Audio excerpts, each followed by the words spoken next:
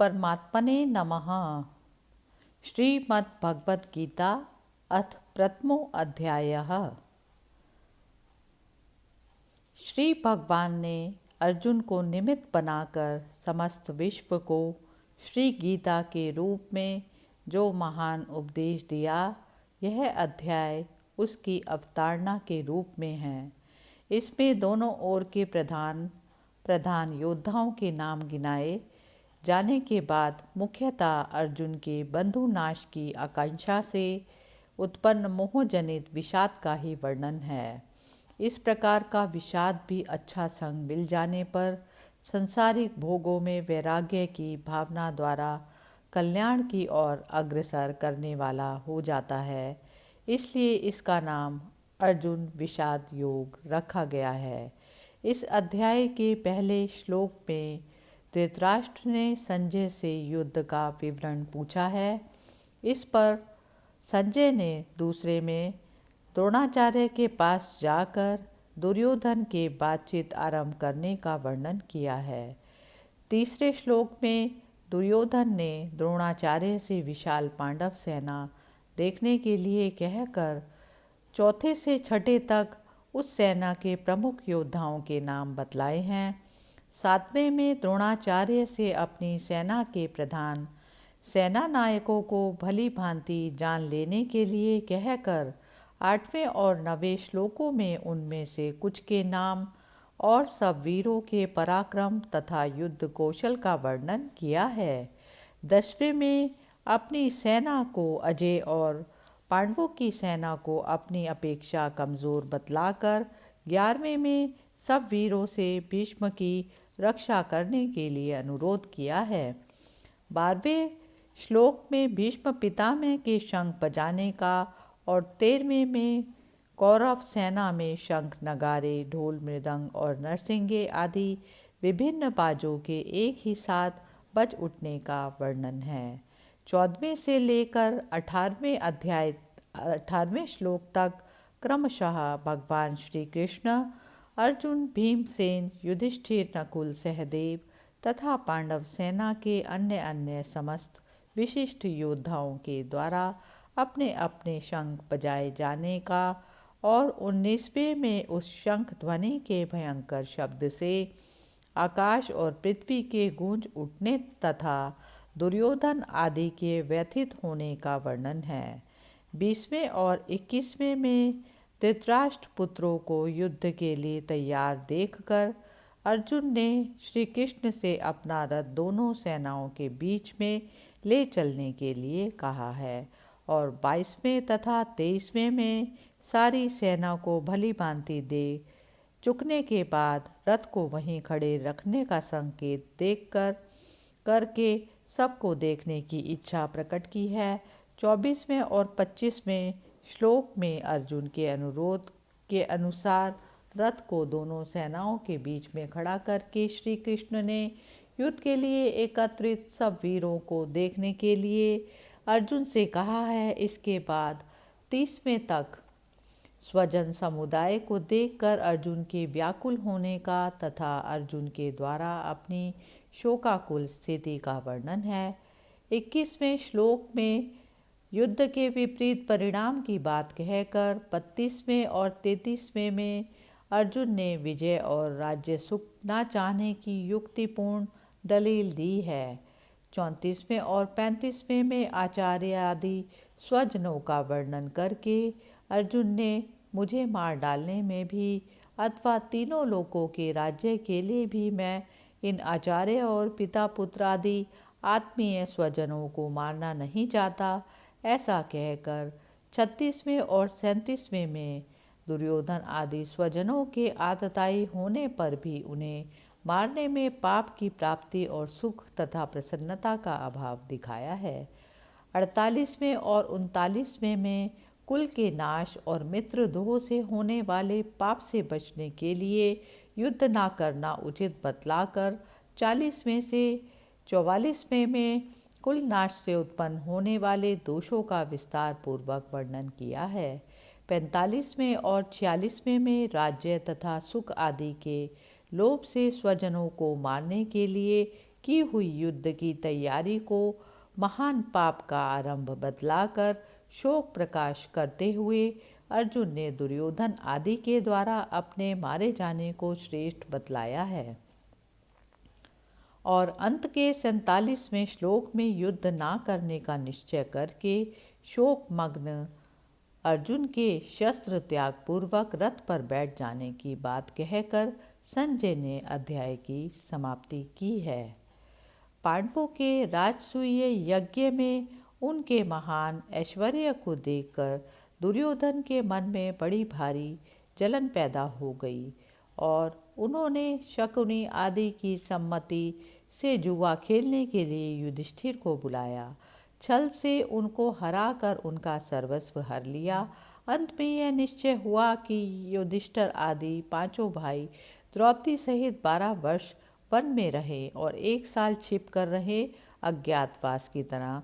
इस प्रकार 13 वर्ष तक समस्त राज्य पर दुर्योधन का आधिपत्य रहे और पांडवों के 1 साल के अज्ञातवास का भेद ना खुल जाए तो 13 वर्ष के बाद पांडवों का राज्य उन्हें लौटा दिया जाए। इस निर्णय के अनुसार 13 साल बिताने के बाद जब पांडवों ने अपना राज्य वापस मांगा तब दुर्योधन ने साफ इनकार कर दिया। उन्हें समझाने के लिए द्रुपद के ज्ञान और अवस्था में वृद्ध पुरोहित को भेजा गया, परंतु उन्होंने कोई बात नहीं मानी। तब दोनों ओर से युद्ध की तैयारी होने लगी। भगवान श्री कृष्ण को रण निमंत्रण देने के लिए दुर्योधन द्वारिका पहुँचे। उसी दिन अर्जुन भी वहां पहुंच गए। दोनों ने जाकर भगवान अपने भवन में सो रहे हैं उन्हें सोते देखकर दुर्योधन उनके सिरहाने एक मूल्यवान आसन पर जा बैठे और अर्जुन दोनों हाथ जोड़कर नम्रता के साथ उनके चरणों के सामने जा खड़े हुए। जागते ही श्री कृष्ण ने अपने सामने अर्जुन को देखा और फिर पीछे की ओर मुड़कर देखने पर सिरहाने की ओर बैठे हुए दुर्योधन दिख पड़े। भगवान श्री कृष्ण ने दोनों का स्वागत सत्कार किया और उनके आने का कारण पूछा।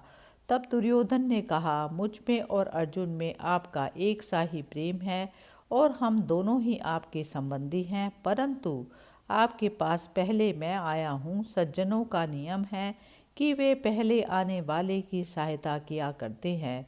सारे भूमंडल में आज आप ही सब सज्जनों में श्रेष्ठ और सम्माननीय हैं, इसलिए आपको मेरी ही सहायता करनी चाहिए।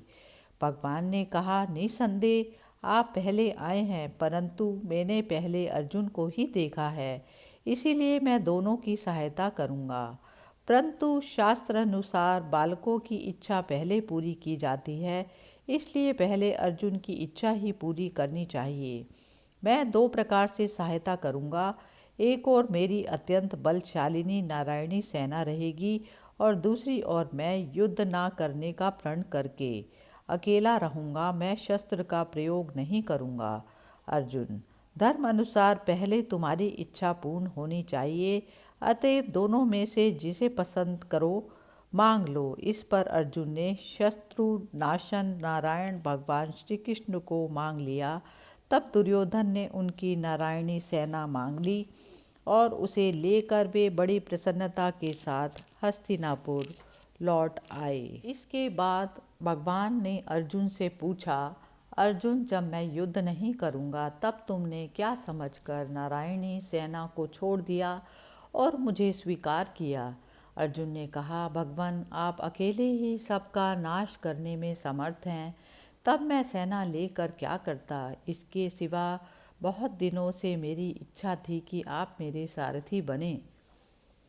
अब इस महायुद्ध में मेरी उस इच्छा को आप अवश्य पूर्ण कीजिए। भक्त वत्सल भगवान ने अर्जुन के इच्छा अनुसार उनके रथ के घोड़े हाँकने का काम स्वीकार किया।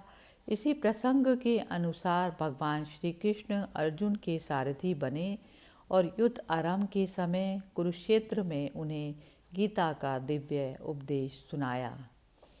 दुर्योधन और अर्जुन के द्वारिका से वापस लौट आने पर जिस समय दोनों ओर से सेना एकत्र हो चुकी थी, उस समय भगवान श्री कृष्ण ने स्वयं हस्तिनापुर जाकर हर तरह से दुर्योधन को समझाने की चेष्टा की, परंतु उन्होंने स्पष्ट कह दिया, मेरे जीते जी पांडव कदापि राज्य नहीं पा सकते।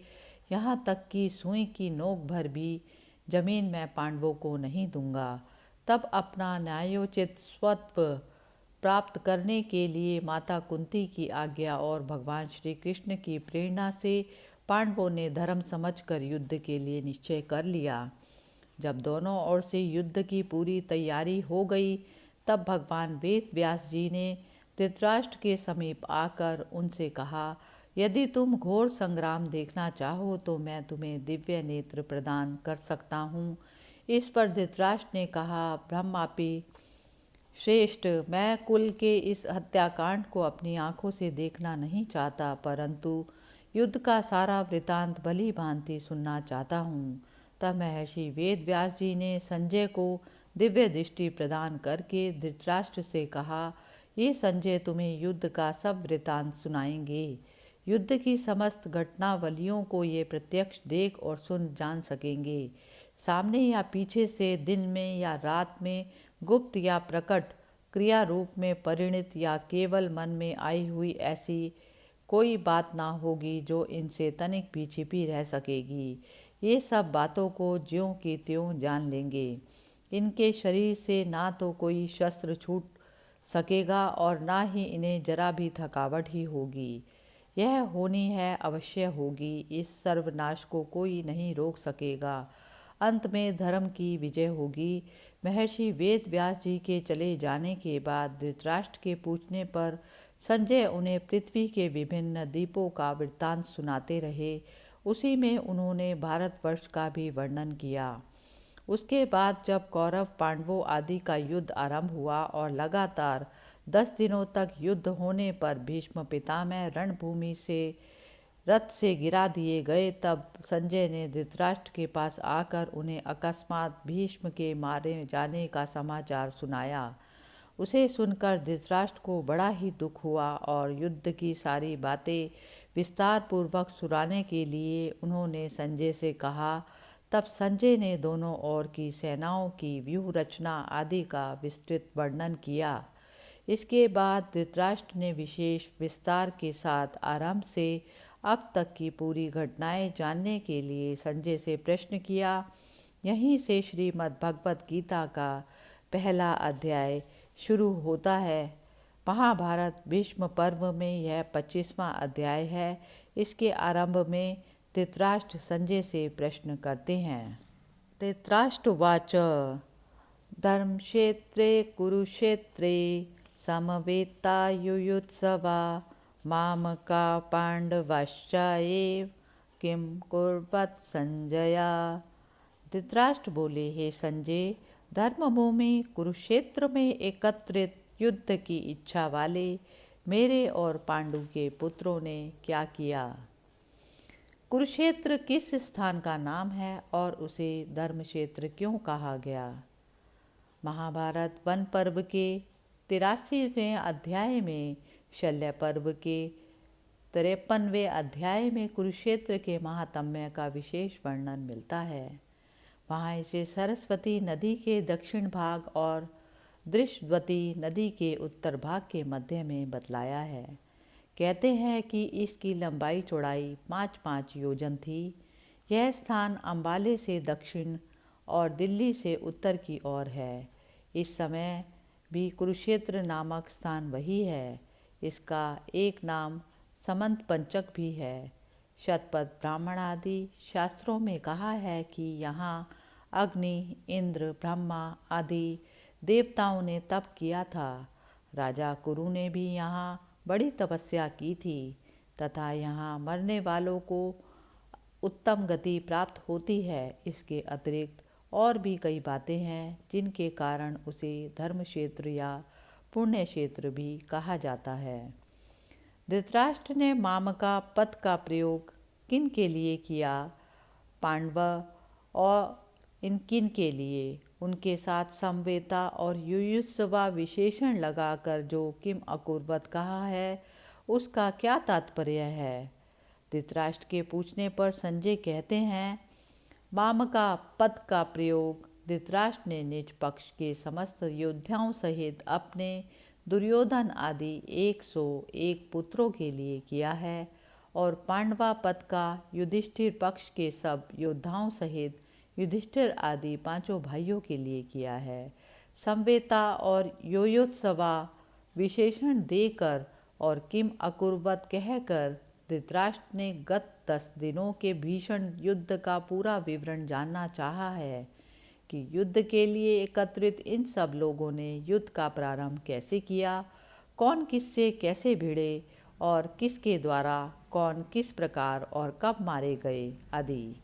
भीष्म पितामह के गिरने तक भीषण युद्ध का समाचार धृतराष्ट्र सुन ही चुके हैं, इसीलिए उनके प्रश्न का यह तात्पर्य नहीं हो सकता कि उन्हें अभी युद्ध की कुछ खबर नहीं है और वे ये जानना चाहते हैं कि क्या धर्म क्षेत्र के प्रभाव से मेरे पुत्रों की बुद्धि सुधर गई और उन्होंने पांडवों का सवत्व देकर युद्ध नहीं किया, अथवा क्या धर्मराज युधिष्ठिर ही धर्म क्षेत्र के प्रभाव से प्रभावित होकर युद्ध से निवृत्त हो गए, या अब तक दोनों सेनाएं खड़ी ही हैं, युद्ध हुआ ही नहीं, और यदि हुआ तो उसका क्या परिणाम हुआ इत्यादि।